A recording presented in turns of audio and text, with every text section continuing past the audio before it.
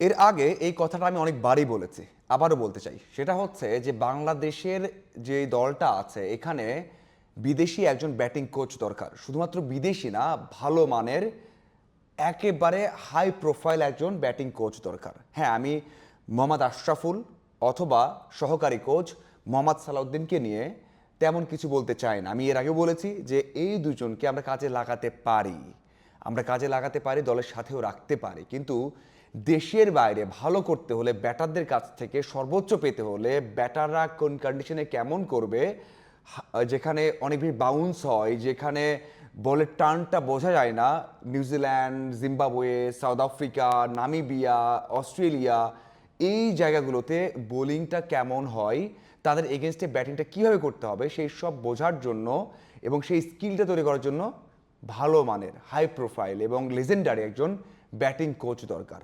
এটা আমি অনেকবারই বলেছি এবং সব সময় বলে যাব। দেখুন, বাংলাদেশ দল ঘরের মাঠে সিরিজ জিতবে, এটা খুবই সাধারণ বিষয়। এর আগে বাংলাদেশ দল টানা 6টা সিরিজ জিতেছে ঘরের মাঠে। এখানে পাকিস্তান, সাউথ আফ্রিকা, ভারত বড় বড় দলকে হারিয়েছে, টেস্টে অস্ট্রেলিয়া, ইংল্যান্ডকে হারিয়েছে। তারপরেও কি খুব বেশি কিছু আমরা অ্যাচিভ করতে পেরেছি?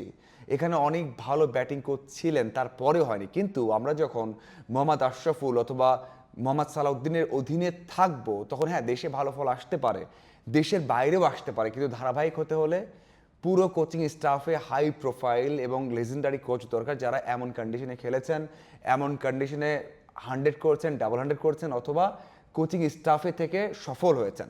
সেটা নেই। আমরা দেখেছি যে তামিম ইকবাল যখন সভাপতি হলেন, এরপর ঘোষণা দিলেন যে এইচপির পুরো দায়িত্বটা মোহাম্মদ সালাউদ্দিনের, তিনি জাতীয় দলের সাথে থাকবে না। তিনিও একটা স্টেটমেন্ট দিয়েছেন বা ইন্টারভিউ দিয়েছেন মোহাম্মদ সালাউদ্দিন, যে তিনি আর জাতীয় দলের সাথে নেই। এরপর আমরা আবার দেখতে পারলাম যে তিনি কিন্তু গেছেন, তিনি কিন্তু সবশেষ অস্ট্রেলিয়ার বিপক্ষে যে সিরিজটা বাংলাদেশ দল খেলেছে সেখানেও ছিলেন। এরপর এখন যখন বাংলাদেশ দল আছে জিম্বাবুয়েতে, সেখানেও কিন্তু আছেন এবং মোহাম্মদ আশরাফুলও আছেন। থাক, আপনি রাখতে পারেন, কিন্তু আপনি বড় করুন কোচিং স্টাফটা, মানে কোচিং প্যানেলটা বড় করেন। যদি রাখতেই চান রাখুন, কিন্তু আমার মনে হয় হাই প্রোফাইল কোচ দরকার। হাই প্রোফাইল, এক সময় অনেক হাই প্রোফাইল কোচ ছিল বাংলাদেশে, সেরকম কোচ দরকার দেশের বাইরে ভালো করতে। হ্যাঁ, আমি হয়তো আর্লি বলে ফেলছি যে খুব, মানে 2টে ম্যাচ দেখেই বলছি, কিন্তু ভাই 2টে ম্যাচে এমন জঘন্য ব্যাটিং করেছে।